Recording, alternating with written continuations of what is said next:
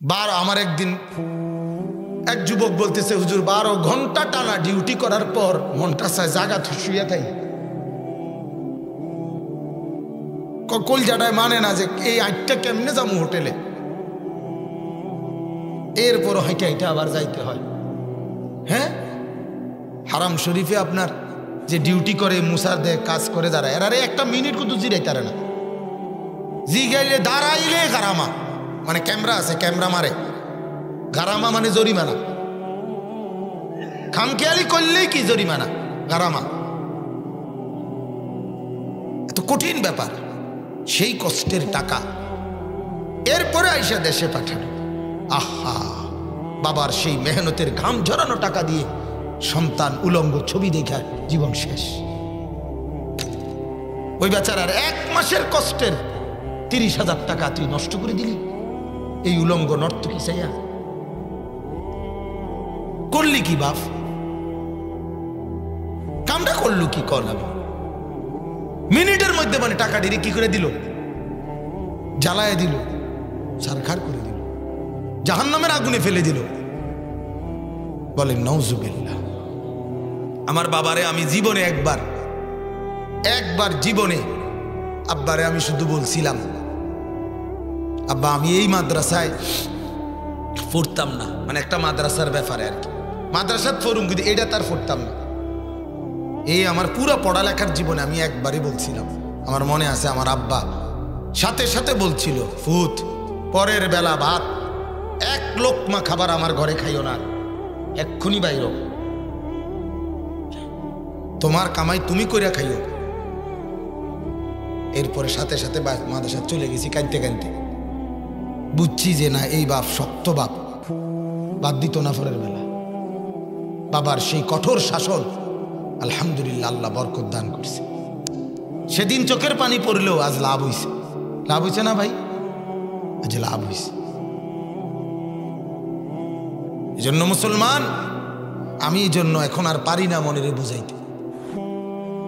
এই জন্য অনেক সময় নগদ রাগ উঠা যায়, কিন্তু দোস্ত তোমার প্রতি আমার কোনো দুশ্মনী নেই, তোমার তো আমি দেখিও নাই কোনোদিন, দুশ্মনী থাকবে কেন? কিন্তু বিবেক কোথায় গেল?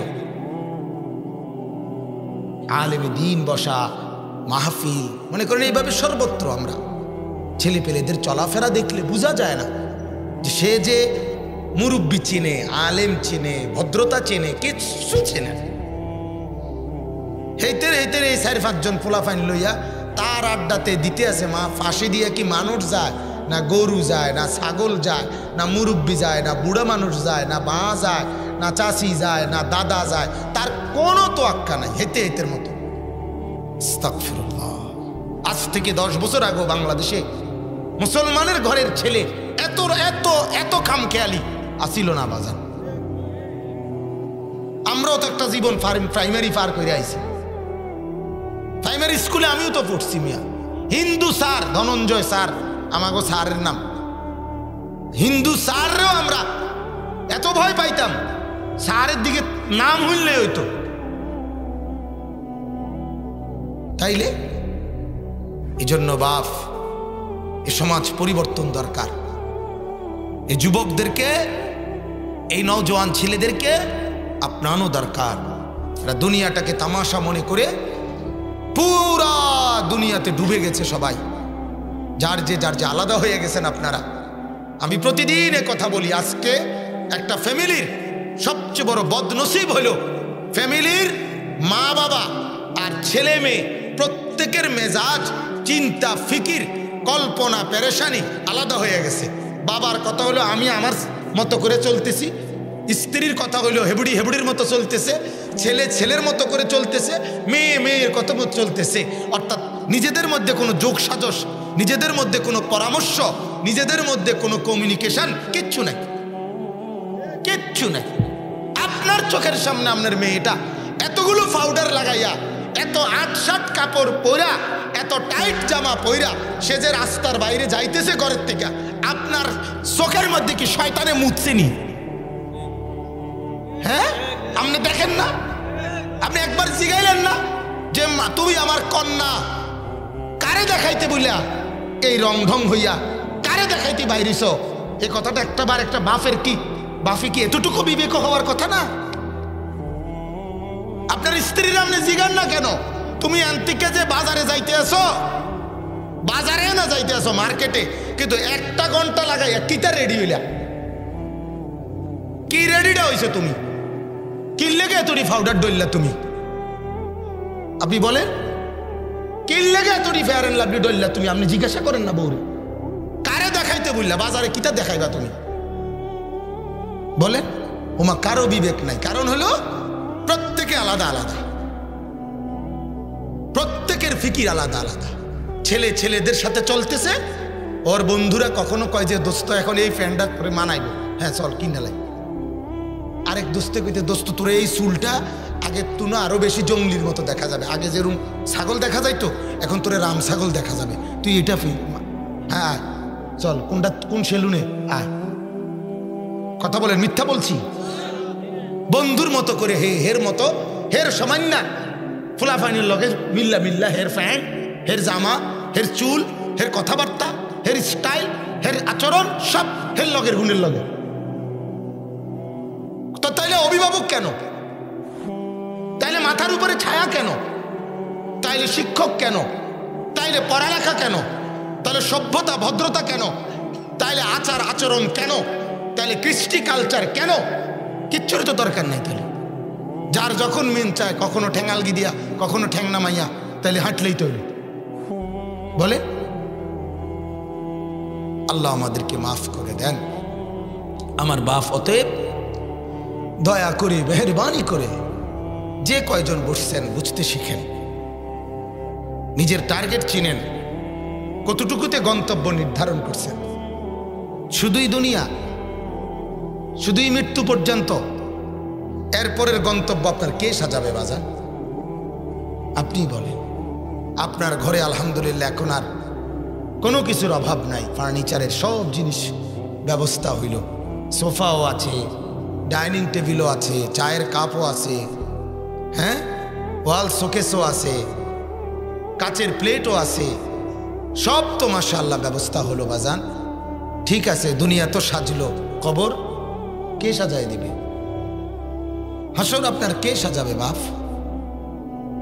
হ্যাঁ যুবক তুমি বলো, তোমরা বলো, ছেলেরা তোমরা বলো, কার মতো করে সাজলা এটা? এই চুল কার মতো? বলো না বাপ, তুমি আমার চাইতে বেশি জানো, তুমি কব এই চুল কার মতো হইল? ওটা এ মুসলমানের চুল? এই জানোয়ারের চুল? কাফের বেঈমানের চুল? সারাদিন কার মতো হাঁটলা? একটা সেজদা দিতে মন চাইলো না, কেন এত শক্ত হয়ে গেল? কলিজা এভাবে এভাবে কলিজাটার মধ্যে এভাবে পাথর মেরে গেল কেন? কলিজা এত নির্মম হয়ে গেল কেন? এজন্য বাজান আপনাদের কাছে অনুরোধ, আমি লম্বা করতে চাই না, আমার কথা শুধু এই কথাটাই মনে করায় দেওয়া, আখিরাত পরকাল মনে করায় দেওয়া। আমি প্রতিদিন এ কথা বলি, আমি আসছি শুধু পরকাল মনে করায় দিতে, ভুলে যাওয়া সবক দোহরাইতে, মানে ভুলে যাওয়া পড়া রিভিশন দিতে আসছি। এই কথাটা মনে করাইতে আইছি আপনাদেরকে শুধু, আমি অনেক দূরের মানুষ না। ভুলে যাওয়া কথা আপনারা স্মরণ করেন। যুবক তুমি স্মরণ করো সে কথা, মনে না থাকলে তোমার মাকে জিজ্ঞেস করো, মনে না থাকলে তোমার বাবাকে জিজ্ঞেস করো। আল্লাহর কসম নওজোয়ান, তুমি যেদিন মায়ের পেট থেকে বের হইছ, সেদিন সর্বপ্রথম এই পৃথিবীর আলো যেদিন দেখছো তুমি, সেদিন তোমার কানে প্রথম যে শব্দ শুনাইছে, আল্লাহর কসম সেটা গান না, আল্লাহু আকবার, ওটা শুনাইছে। আবার গিয়া জিজ্ঞাসা করো মারে, আজ গিয়া বলিও মা আমার কানে প্রথম কি ঢুকছিল? আল্লাহু আকবারের আজান, মালিকের বড়ত্ব, সেটাই তোমার কানে প্রথম ঢুকছিল। হায় যুবক, এটা ভুলে গেল, ভুলে গেল। চতুর্দিকের এত মসজিদ মাদ্রাসা, এত আলেম ওলামা, এত কিছু দেখার পরও একটাবারও জিজ্ঞাসা করলা না যে আমি কি মসজিদে ঢুকা দরকার না? আশ্চর্য কথা, এই কোরআনের আওয়াজ এতবার শুনলা, একটাবারও কলিজার মধ্যে মনে হলো না যে কিরে এই কিতাব কি আমি একবারও পড়া দরকার নাই? কিরে বাপ, এ কেমন কথা বলেন না আপনি? ইয়া আইয়ুহাল ইনসান মা গাররাকা বিরাব্বিকাল কারীম। রব্বুল আলামিন বলেন, আল্লাহ ডাক দিয়ে বলেন, ও মানুষেরা। আল্লাহ বলেন, ও আমার বান্দা, ও মানুষ, আমার মতো দয়ালু মনিব, আমার মতো মেহেরবান মাওলা, আমার মতো মায়ার বা মাওলা, আমার মতো করিম, আমার মতো দয়ালু আল্লাহ, আমার মতো দয়ালু মনিব থেকে কে রে তোরে সরায় দিল? আমাকে বাদ দিয়ে ওই বন্ধুর মাঝে কি পেলি বান্দা? ওই বিবির মাঝে কি পাইলি? ওই মহল্লাবাসীর মাঝে কি পাইলি? ওই ক্ষমতার মাঝে কি পেলি? ওই দলের মাঝে কি পেলি? আল্লাহ জানতে চাচ্ছে। বলো না বাপ, জবাব দেন। বুড়োরাও জবাব দেন, জওয়ানরাও জবাব দেন। কলিজারে প্রশ্ন করেন, বিবেককে বলেন। আল্লাহ জিজ্ঞেস করছে, বান্দা সারাদিনে সূর্যের আলো দিয়ে পৃথিবীটাকে আলোকিত রেখে আমি আল্লাহ তাআলা সারাদিন তোর দুই চোখ মেলে রেখে, তোর হাত চালু রেখে, তোর পাও চালু রেখে, তোর কানের শ্রবণ শক্তি ঠিক রেখে আমি আল্লাহ কি অপরাধ করেছি বান্দা? সব কিছু ঠিক রাইখা আমি মাওলা কি অন্যায় করলাম? সবাই সবার প্রয়োজন তোর থেকে বুঝে নিল, আমি মাওলা কেন একটা সেজদা পেলাম না? বলো না যুবক, কি বলবা মাওলাকে? বলো, কি ভাবছো তুমি? সুম্মা লাতুসআলুন্না ইয়াওমাইদিন আনিন নাঈম। আল্লাহ বলে, বান্দা মনে রাখো বান্দা, আমি আমার প্রতিটা নিয়ামত সম্পর্কে আলাদা আলাদা জিজ্ঞেস করব, আমি কিন্তু ছাড়ব না। আল্লাহ বলবেন, ওয়াকিফুহুম ইন্নাহুম মাসউলুন। আল্লাহ ফেরেশতাদেরকে বলবেন, ও ফেরেশতারা, আমার নাফরমান বান্দাগুলারে দাঁড় করা, একত্র কর। উহশুরুল্লাযীনা যালামু ওয়া আযওয়াজাহুম ওয়া মা কানু ইয়াবুদুন মিন দুনিল্লাহি ফাহদুহুম ইলা সিরাতিল জাহিম। আহা,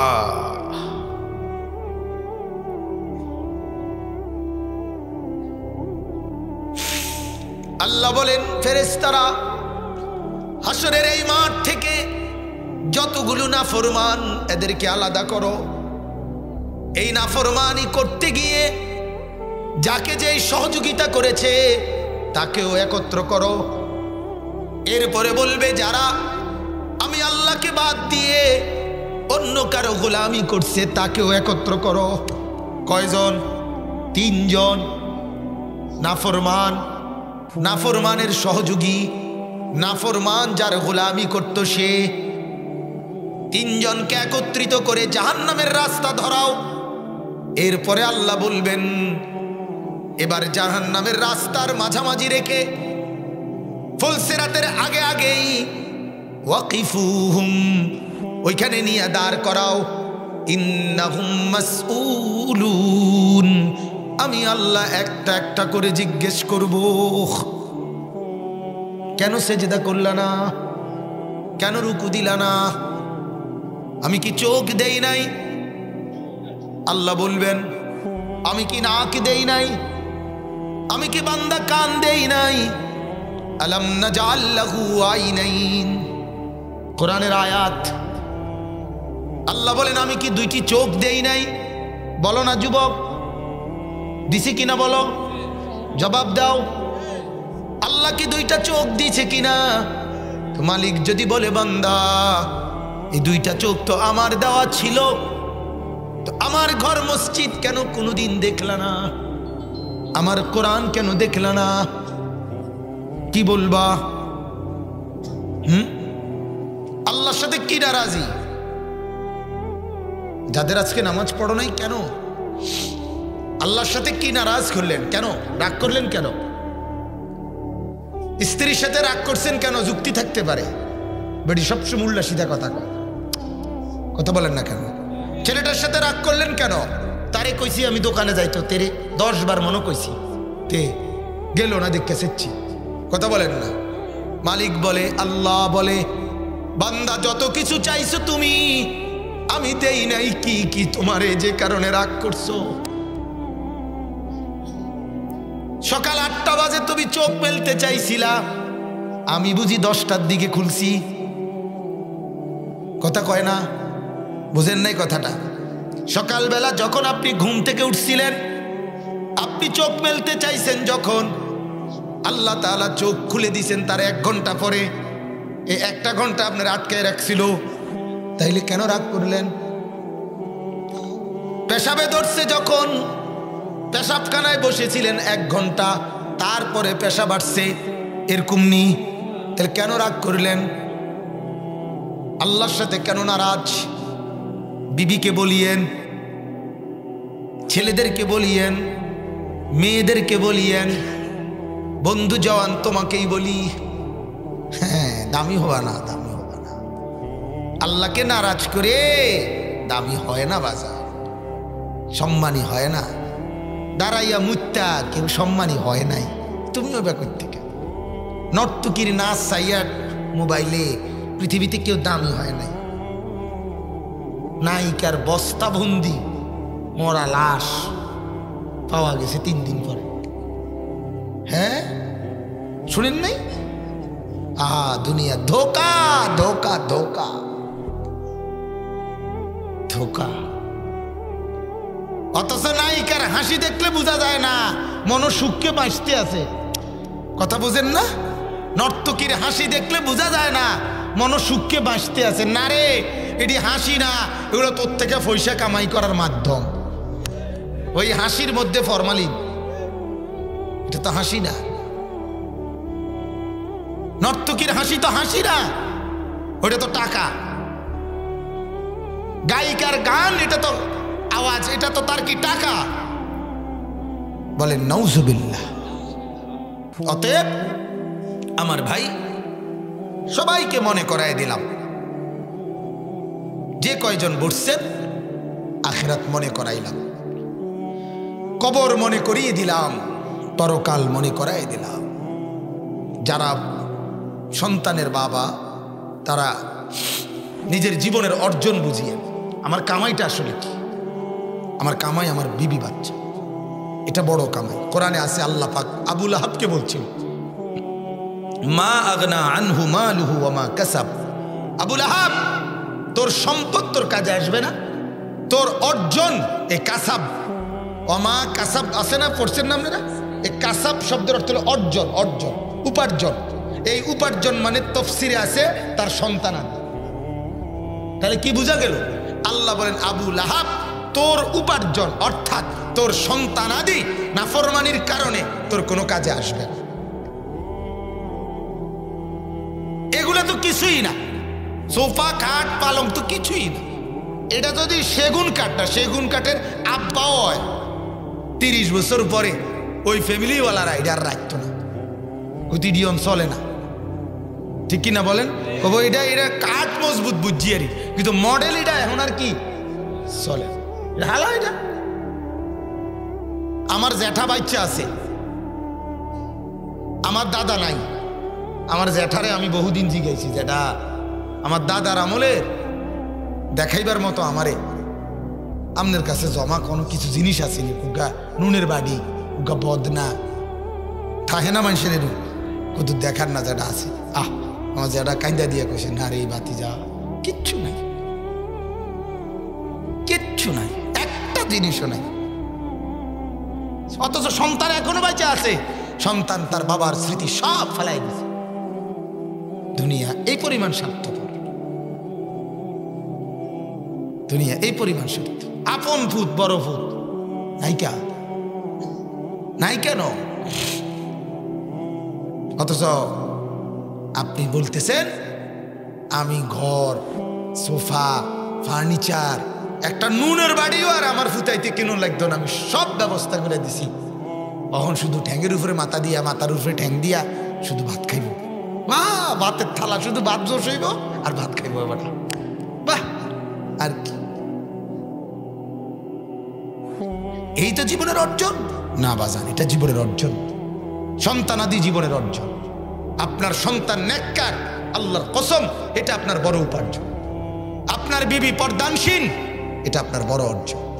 আপনার মেয়ে নেককার, এটা আপনার বড় অর্জন। বলেন আলহামদুলিল্লাহ। এটা বুঝিয়েন তোমরা যুবক, তোমার হায়াত তোমার জীবনের বড় অর্জন।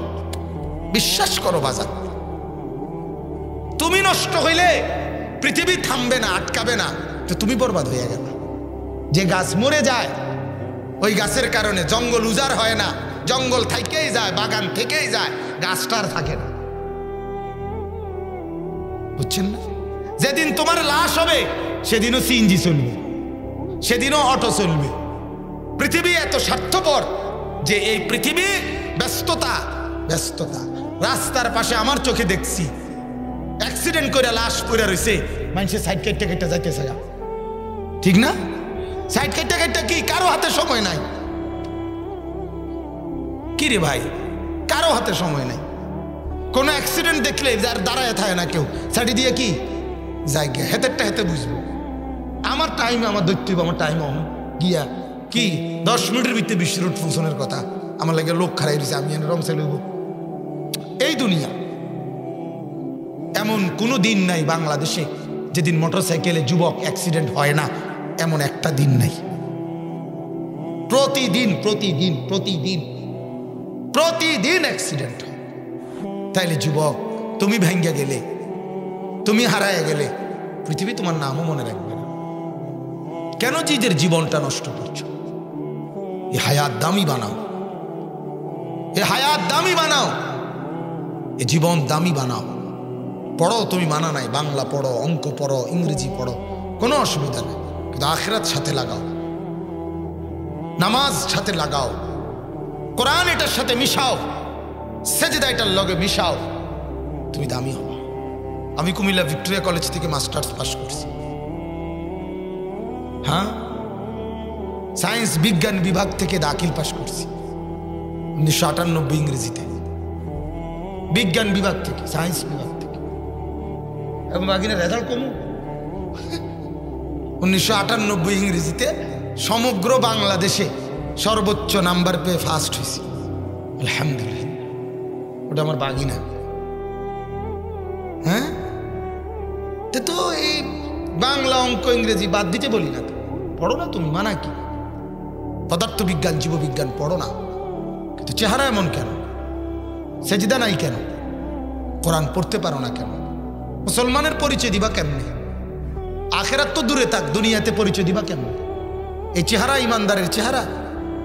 তোমাদের কাছে অনুরোধ বাজান, আজকে ফিলিস্তিন যেখানে মুসলমানরা মার খাচ্ছে, বাইতুল মুকাদ্দাসের পাশে গাজা উপত্যকায়, আল্লাহর দোহাই এই মোবাইলের যুগে তোমরা দেখো মোবাইলে নিজেরা যে ওইখানে যারা মার খাচ্ছে শুধু হুজুররা মার খায় না, দাড়ি কাটুন না বেড়াই তো কি খাইতে আছে। এই জন্য কাফের আর বেঈমান এই কথা দোস্ত মনে রাখে যে রোহিঙ্গা তুমি গিয়ে চাইয়াও, রোহিঙ্গা যেতগুলো মানুষ আপনার বার্মার থেকে মিয়ানমার থেকে এই পারে আইসিডি সব হুজুর, কথা বলেন না, সব হুজুর এগুলা না, বেঈমান এত কাফেররা এমন, এটা মনে রাখবা। তুমি তাদের মতো পুরা শরীর, পুরা চেহারা, চুল, দাড়ি আরে কাটিং কাফেরের মতো পুরাটা বানাইবার পরেও শুধু মুসলমান পরিচয় দিলেই তোমারে যখন নির্যাতন করবে, জুলুম করবে, তোমারও ছাড়বে না। এটাই বাস্তবতা, এটাই চূড়ান্ত কথা, মনে রাখবে। কাজেই সেজদাবিহীন আমাদের কোনো গতি নেই, আখিরাতবিহীন আমাদের কোনো গতি নেই। আমাদের বিরুদ্ধে প্রতিদিন, প্রতি মিনিট, প্রতি সেকেন্ড মুসলমানদের বিরুদ্ধে সারা পৃথিবীতে ষড়যন্ত্র চলতেছে। বন্ধ নাই 1 মিনিটের লেগে, 1 মিনিটের লেগে, একটা সেকেন্ডের লেগে বন্ধ। তুমি জানো না তোমারে কেমনে নষ্ট করবে, এটার জন্য প্ল্যান চলতেছে। আজকে ওই দেশ আক্রান্ত, আগামী দিন তুমি, কালকে ওইখানে, পরশু দিন তুমি। কথা বুঝছেন না? হ্যাঁ, কোনোভাবেই শান্তি দিবে না ওরা, কোনোভাবেই শান্তি দিবে না। এই জন্য বাজান আমি অনুরোধ করছি আপনাদের সবার কাছে, আমাদের পুঁজি আখিরাত, আমাদের পুঁজি আল্লাহ, আমাদের পুঁজি সেজদা। আমরা যদি সেজদা দিয়ে মরতে পারি আমরা কামিয়াব, ঠিক কিনা বলেন? হযরত আলী রাদিয়াল্লাহু তাআলা আনহুর নাম শুনছেন না? যেদিন আলী রাদিয়াল্লাহু তাআলা ইন্তেকাল করছে, হযরত আলী শহীদ হয়েছে, ওনাকে একজন কাফের ফজরের নামাজ, কুফাতে ফজরের নামাজ পড়াবার জন্য মসজিদের উদ্দেশ্যে রওনা দিয়েছে, মসজিদে কুফার জামে মসজিদে, ইরাক। তো হযরত আলী রাদিয়াল্লাহু তাআলার একটা অভ্যাস ছিল, ফজরের নামাজে যাওয়ার সময় দুই পাশের মানুষদেরকে জোরে জোরে ডাক দিতেন ওই নামাজে আসার জন্য। কথা বুঝছেন? এই রওনা দিছে, উনি ফজরের নামাজ পড়াবে, উনি ইমাম, খলিফা, চতুর্থ খলিফা তখন উনি। ঠিক ওই সময় আব্দুর রহমান ইবনে মুলজিম নামে একজন কাফের, সে এই আধা আলো অন্ধকারের ভিতরে একা হযরত আলী আসতেছে, তরবারির একটা কোপ ওনার গর্দান বাইয়া এক কোপ দিছে, এক কোপেই হযরত আলী রাদিয়াল্লাহু তাআলার গর্দান যখন আলাদা হয়ে যাচ্ছে, উনি পড়ে যাইতেছে। আল্লাহর কসম, আমি নিজে কিতাবে আমরা পড়ছি, হযরত আলী তখন চিৎকার করে শেষ এই মুখ দিয়া বলছে, ফুস্তু ওয়া রব্বিল কাবা, কাবার রবের কসম আমি কামিয়াব হয়ে গেলাম, আমি সফল হলাম। অথচ জীবন দিচ্ছি, তখন কি দিতেছে, কিন্তু কি বলছে এটাকে? কামিয়াবি। ফুস্তু ওয়া রব্বিল কাবা, এজন্য ইমানদারের কামিয়াবি আল্লাহর জন্য জান দিতে পারা। হযরত আবু দুজানা উহুদের যুদ্ধের দিন, যখন আপনারা জানেন সাহাবীরা খুব ভীষণ মার খেয়েছে না উহুদের যুদ্ধে, তো ওই সাহাবী আবু দুজানা রাদিয়াল্লাহু তাআলা আনহু যখন সবাই আপনার চূড়ান্ত মার খাইছে, তখন কিতাবে আছে উনার সামনে পিছনে পুরা শরীরের মধ্যে প্রায় 83টার চাইতে বেশি বর্ষার আঘাত ছিল, পুরা শরীর ঝাঁঝরা হয়ে গেছে। তখন উনি বলছিলেন, এক সাহাবী যখন উনাকে বলছে আবু দুজানা, তখন উনি মরে নাই, মানে রুহু যায় নাই। এর আগ মুহূর্তে আরেকজন উনাকে জিজ্ঞেস করছে, আর উনি বলছে খুব কষ্ট হইতেছে তোমার না? উনি তখন বলছে, আল্লাহর কসম, ওয়াল্লাহি ইন্নী আজিদু রাইহাতাল জান্নাতা মিন উহুদ, আমি উহুদ পাহাড় থেকে আমার নাকে জান্নাতের ঘ্রাণ পাইতেছি। কষ্ট হইতেছে মানে কষ্ট হবে কেন? মানে উনি বলতেছে আর কি যে আমার কষ্ট হবে কেন? আরে বেটা, আমি তো আমার নাকে জান্নাতের ঘ্রাণ পাইতেছি, এখনই জান যাবে আর জান্নাতে ঢুকে যাবে। হাদিসে আছে, এই উহুদের যুদ্ধের দিন আমি নিজে পড়ছি রিয়াজুস সালিহিন কিতাবে, এক সাহাবী আয়েশা বলছি, ইয়া রাসূলুল্লাহ, এই মুহূর্তে যদি আমি ইন কুতিলতু আল-আন ফাআইনা আনা, আমি যদি এখন শহীদ হই আমার ঠিকানা কোথায়? আল্লাহর নবী বলছে, ফিল জান্নাহ, জান্নাতে। হাদিসে আছে ওই সাহাবীর হাতে 3-4টা খেজুর ছিল, ক্ষুধার্ত, উনি খাবে, সাথে সাথে বলছে, আল্লাহর কসম নবী, এই 3টা খেজুর খাইতে যেটুকু সময় লাগে, এইটুকু সময়ও জান্নাতে যাওয়ার জন্য দেরি করতে আমি রাজি না। ফেলে দিছে, গিয়ে এই যুদ্ধের ময়দানে শাহাদাত বরণ করে জান্নাতি হয়ে গেছে। খেজুর পরে খাবো, খেজুর আর খাইলাম আর কি, বলেন আলহামদুলিল্লাহ। অতএব আমরা প্রত্যেকে, আমি 2টা আয়াত পড়ছি, শুধু তরজমা বলি, কথা বলা শেষ। আল্লাহ তাআলা আমাদেরকে বলতেছেন, ওয়ামা হাদিহিল হায়াতুদ দুনিয়া ইল্লা লাহবুন ওয়া লাইব। আল্লাহ বলেন, ও আমার বান্দা, এটা আমি বানাইছি, এই জগৎ বানাইছে কে? কথা বলেন না। গোটা এই কায়নাত কার হাতে গড়া? আল্লাহ বলেন আমার হাতে গড়া, আমি এটার হাকিকত আমি বলতেছি, এটা আমি বানাইছি। আমি বললাম এটা আসল মোবাইল না, এটা খেলনা। কথার কথা, আমি বললাম এটা আসল ফ্রিজ না, এটা খেলনা। তো আল্লাহই বলে ওয়ামা হাদিহিল হায়াতুদ দুনিয়া, বান্দা শোনো, তোমরা ভুল বুঝছো না, এই যে দুনিয়ার জীবনটা এটা কিন্তু আমি বানাইছি, এটা আমি বলতেছি। ইল্লা লাহবু ওয়া লাইব, এটা তামাশা এবং খেলাধুলা, এটা খেলনা। খেলনা খেলনা কে বলছে? এটা বানানেওয়ালা। আমনে যদি গাছ জোরে কন না এটা খেলনা না, ওই বুড়িরা কথা। যিনি বানাই না হেবেটাই কইতেছে এটা কি খেলনা, আমনে কবে না এটাই আসো, এটাই আসো। এটা বোকামি না? এটা বোকা না? এই জন্য ওমা হাদিহিল হায়াতুদ দুনিয়া ইল্লা লাহবুন ওয়া লাইব। আল্লাহ বলেন বান্দা শুনে নাও, দুনিয়ার এই জীবনটা হলো তামাশা, খেলাধুলা। আল্লাহ বলেন খেলার মাঠে কেউ বেশিক্ষণ থাকে না, তামসার মাঝে বেশিক্ষণ ডুবে থাকে না। যে যতক্ষণই তামসা করে, তামসার মধ্যে একটা সময় ক্লান্তি এসে যায়, ঠিক কিনা বলেন? কিছুক্ষণ পরে বলেন আরে দোস্ত আর ভালো লাগে না, আর দোস্ত খেলতি না, কর না আর কুলায় না। আল্লাহ বলেন বান্দা দুনিয়া আমার এমন এক খেলনা, যত লম্বা সময় তুমি এটার মধ্যে তামসা করো না, একদিন দেখবা আর ভালো লাগবে না।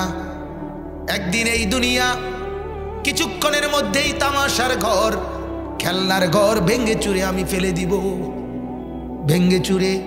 যে বাচ্চা বড় যত্ন করে খেলনা ঘর বানায়, যে বাচ্চা বড় যত্ন করে খেলনা পুতুল বানায়, যে বাচ্চা খেলনার ডেকচি বানায়, ছোট্ট ছোট্ট ঘর করে রান্না বান্না করে, এরপরে আপনার এই মানে কঙ্কর, এরপরে সুরকি, এরপরে বালু, এরপরে মাটি, এটার এই কোনোটারে তরকারি, কোনোটারে গোস্ত, এগুলা বানায়, ঠিক কিনা বলেন?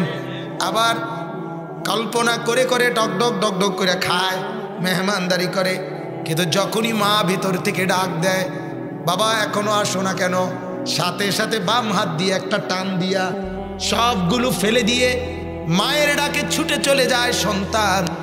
রব্বুল আলামিন বলেন ৬০ বছরের খেলনা ফেলে আমি আল্লাহ যখন ডাক দিব, মালাকুল মউত এসে একটা টান দিয়া নিয়ে যাবে, সব খেলনা ফেলে আসবা, সোফা থাইকা যাবে, কাঠ পালং সব থেকে যাবে, দালান বিল্ডিং সব থেকে যাবে।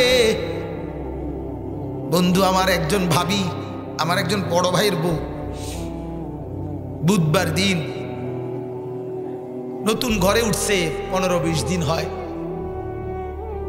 তো বুধবার দিন আপনার পুরা বাজার করছে নতুন করে, পুরো 1 মাসের বাজার কইরা সব কিছু সেটিং টেটিং করে, তরকারি কুইটা, মাছ টাছ কুইটা ফ্রিজে রাখছে, চাউলগুলো পর্যন্ত, চাউলের ডিব্বা, বড় ভাইয়ের ডিব্বা, চাউল ডিব্বা মানে ডিব্বার মধ্যে ভরে রাখছে। বৃহস্পতিবার দিন আমার ভাইয়েরে বলতেছে, আমার বড় ভাইরে, যে আপনি তো কত জায়গায় ওয়াজে যান, আমারও তো কোনোদিন নিলেন না কোথাও। হঠাৎ আলহাজ হজরত মাওলানা মাহবুবুর রহমান আশরাফি আমার বড় ভাই, ভাইয়া বলতেছে চলো আজকে তাহলে তোমারে ওয়াজ শুনাইতে নিয়ে যাও। গাড়িত করে নিছে, বয়ান শুনছে, ওই মাহফিলওয়ালার বাড়িতে গেছে, রাত্রে আসছে, বুকের মধ্যে ব্যথা উঠছে। পরের দিন জোহরের নামাজের সময়, জুমার নামাজ শুক্রবার দিন, জুমার নামাজের পরপরই দুনিয়া থেকে চলে গেছে। আহা, বুধবারের বাজার কোনোটাই রাঁধতে পারে নাই। ওমা হাদিহিল হায়াতুদ দুনিয়া ইল্লা লাহবুন ওয়া লাইব। তামাশারে বন্ধু, খেলাধুলা, কিছুক্ষণের দৌড়ঝাঁপ, একটু পরেই নাই, একটু পরেই নাই। হযরতে ওমর রাদিয়াল্লাহু তাআলা আনহু এর জন্য বলতেন কুল্লা ইয়াউমিন ইউকালু মাতা ফুলান, মাতা ফুলান। হযরত উমর প্রতিদিন বলতেন, ওরে দুনিয়াবাসী, প্রতিদিন ঘোষণা হয় আজ অমুক মরলো, আজ অমুক মরলো, ওয়ালা বুদ্দা মিন ইয়াউমিন ইউকালু মাতা উমর। একদিন এমন ঘোষণা আসবে রে, আজ ওমরের মৃত্যু হয়ে গেল। এই না, গতকাল অমুকের এলান, হতে পারে আজকে আমার এলান।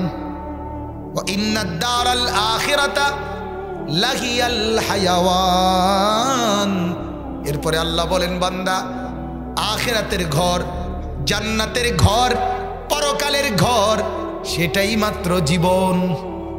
লাহিয়াল হায়াওয়ান। বান্দা বিশ্বাস কর, জান্নাতের যে ঘর ওইটাই জীবন, ওইটার লাগেই আসল ঘর, ওইটাই আসল গন্তব্য, সেটার মধ্যে যা, ওইটাই চিরস্থায়ী, ওইটা ভাঙবে না, ওই সামানাও শেষ হবে না, তুই নিজেও শেষ হবি না। জান্নাতে তোমার এই যে ঘর দেওয়া হবে, সে ঘরের ফার্নিচারও শেষ হবে না, তুমিও শেষ হবে না, সে ঘরের অলংকারও শেষ হবে না, তুমিও শেষ হবে না, সে ঘরের বিবি হুর এরাও শেষ হবে না, তুমিও শেষ হবে না। ওইটাই জীবন, এটা ধোঁকা। এটা কি ধোঁকা? বিবির মুখের হাসি ধোঁকা, থাকতো না। ছেলের মুখের হাসি ধোঁকা, এবারটা থাকতো না তো। কি বলেন? লাউ কানু ইয়ালামুন।